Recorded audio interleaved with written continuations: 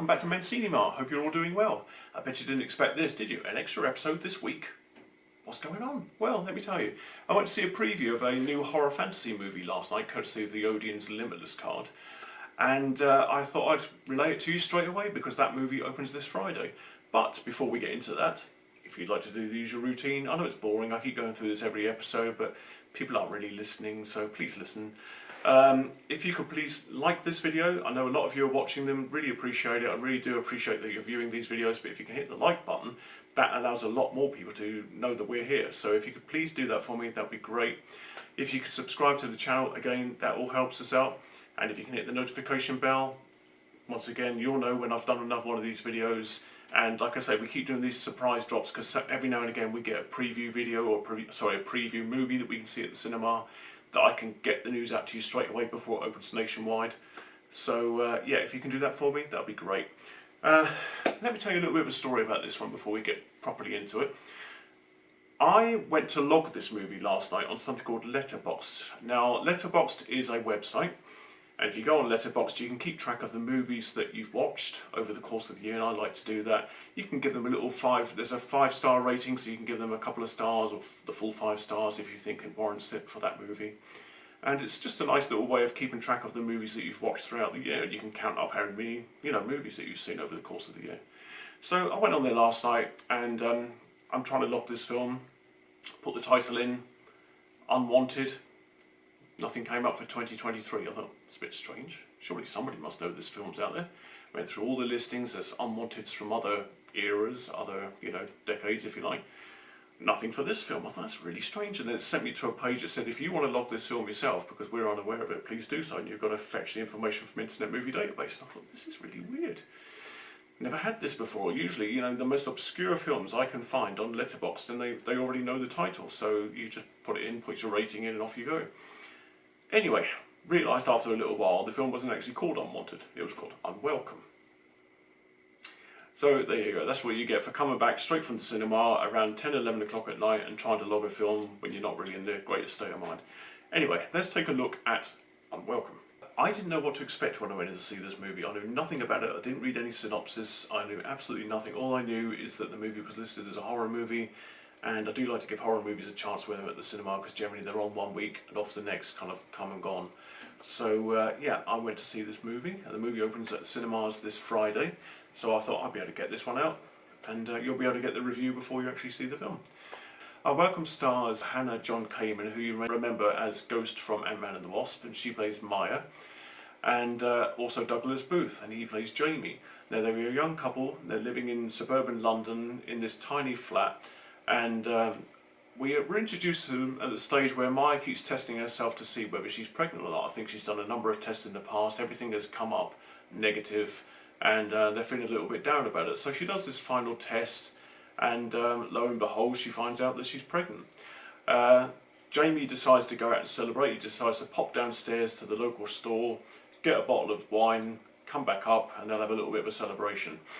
However, on the way down, they meet a group of thugs.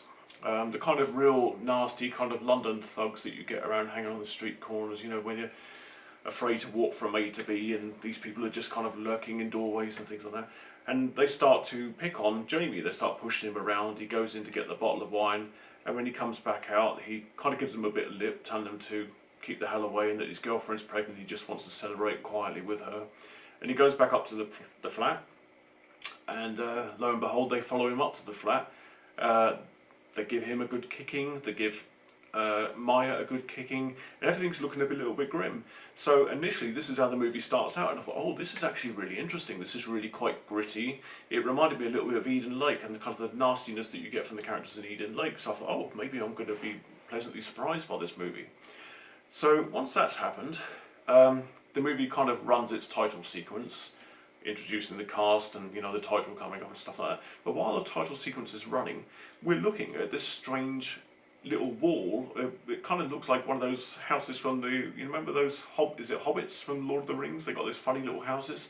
It looks like that, and that's in the frame while the titles are coming up, and you're thinking, this doesn't look like suburban London. Where the hell's this going now? Once that title sequence is over with, we find that we are on the road to rural Ireland. We find out that Jamie had an aunt who passed away, and she's left in this house in rural Ireland, and he goes to kind of look at the house and move in, obviously wanting to get away from the horrors of the suburban London. They go to this house, and it's kind of in a state of disrepair. There's a hole in the roof, some of the kitchen cabinets are falling off, so obviously it needs a do-up, it needs a do-over.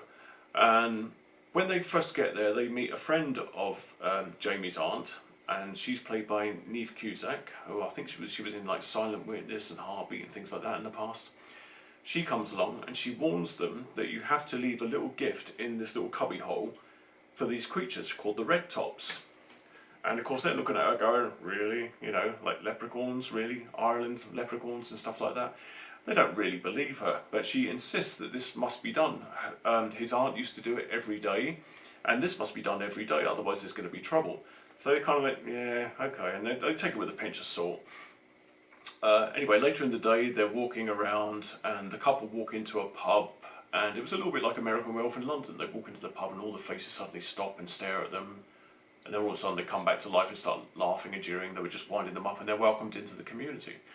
And along the path, they've been trying to find somebody to repair their roof in their house and repair their kitchen as well. So anyway, Niamh comes up to them and she says to them, you know, you have kind of left something out for the red tops, haven't you?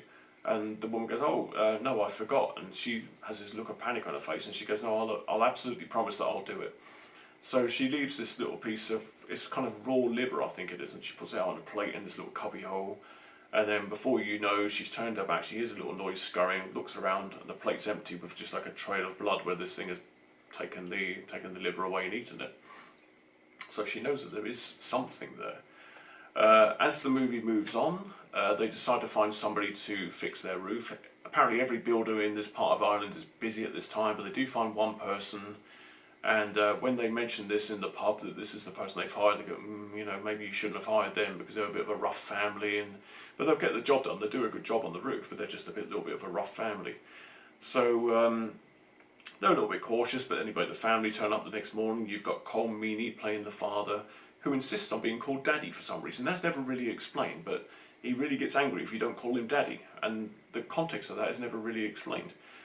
He turns up with his son. One of his sons is played by Christian Nairn, and he was Hodor in Game of Thrones, the big guy with the beard.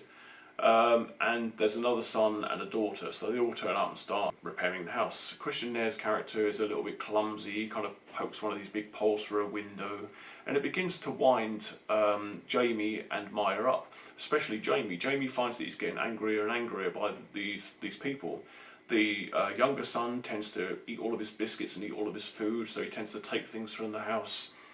And there just doesn't seem to be any care in kind of fixing the house up, apart from, you know, just taking the goods that they can get their hands on. So like I said, James is getting progressively annoyed by this. It gets to a state where these builders are becoming more of a problem. Maya goes off into the woods. She finds the little gate and she goes off into the woods, ventures off into the woods. And there's this old drunk who kind of had gone missing the night before, and she finds his dog. And the dog leads her to a house, and it's kind of a little tumbly house, and she goes downstairs. It's like a winding staircase, and she doesn't want to go too far down, but she can see human bones at the bottom of this house. So yeah, so the movie kind of takes a bit of a strange turn.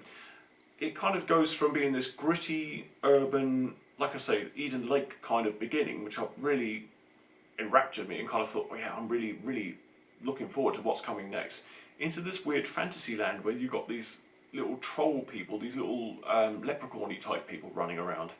I don't know that I really enjoyed that. I don't know that I enjoyed the turn from kind of the grittiness to this kind of silliness, if you like. The characters are all fine. I mean, like I say, you've got some big-ish names in there, Colm Meaney, Hannah John Kamen, they've all been in bigger things. And I think somewhere down the line they're going to look back on this film and go, what the hell was I thinking? Why the hell did I do this film? The film itself doesn't really seem to know what it wants to be. It kind of veers from being, like I say, that gritty thing. There's moments of humour, there's moments of silliness, moments of fantasy, and it doesn't really gel together well. It just seems like a bit of an unbridled mess. It kind of wobbles around all over the place. And then there's this ending, which I can't really explain, which somehow ties into the goblin people, but I don't know. The goblins themselves, not scary. I mean, it's almost like, you know, what was that thing in Harry Potter? Was it Dobby? And the creatures from the labyrinth? They really did remind me of the creatures from the labyrinth, from the David Bowie Labyrinth movie. And they were running around kind of chitter-chattering and stuff like that. They actually looked like Muppets, and so they didn't look scary at all. I would hope that they would have gone something more along the lines of Critters or Gremlins or something that actually looked nasty. But no, these were these little tiny people with these little hats on and little clothes. They all kind of look a little bit silly, you know. And I think I kind of missed what we had at the beginning. I missed the grittiness. And then by the end of the film, I mean, to be honest, I sat there and I was enraptured, kind of wondering what was going to happen next. It didn't bore me at any stage. I was just kind of thinking, where the hell is this going to go? Yeah, I mean, entertaining, it's fun, it's different, I guess, if you like. But the film doesn't hang together well as an entire movie. So, it's one of those films that I know I say do go and see every film at cinema if you get the opportunity. And by all means give this one a chance if you're in the mood for a silly film, but just go in knowing that it's not going to be what you got at the beginning. You're not going to get that grittiness that you had at the beginning.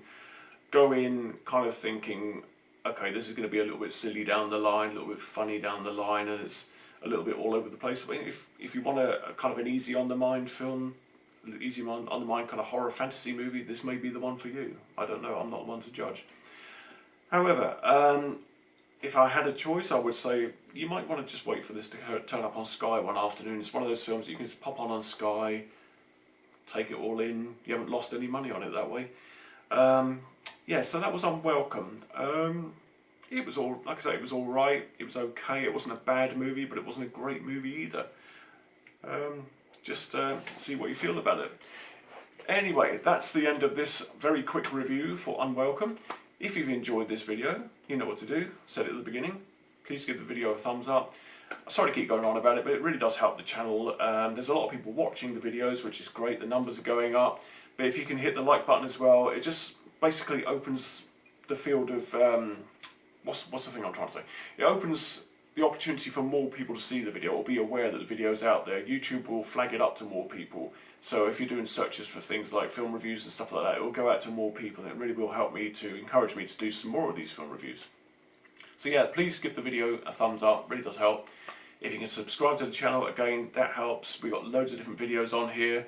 If you go and watch some of the older videos, if you can give them the thumbs up as well, that'd be great. Every little bit helps. It sounds a bit like telescopes, doesn't it? And if you can also come down in the comments and have a chat with me about the films, any of the films that I've reviewed for you, if you want to come and have a chat with me, maybe you'll disagree with me, which is great. Maybe you'll agree with me, or maybe you've got some other points you want to bring up about these movies, that'll be great too. Please come and have a chat with me in the comments. I love having a chat about movies. I'm a big old movie fan, as you may have gathered, and it's always good to have a chat about films. And yeah, last thing, hit the notification bell, you'll know when I've done another one. So thank you very much for watching this one. I hope I didn't ramble too much. I tried to do this one all in one go rather than cutting up into little bits. Every now and again I'll forget something and I'll go back to the book and go, oh, what does that say? Oh yeah, I remember that. So I tried to do this in a one take, if you like, so very cinematic. So yeah, I hope you've enjoyed it, and I hope we can come back with another film review for you very soon. So take care, and I'll see you soon.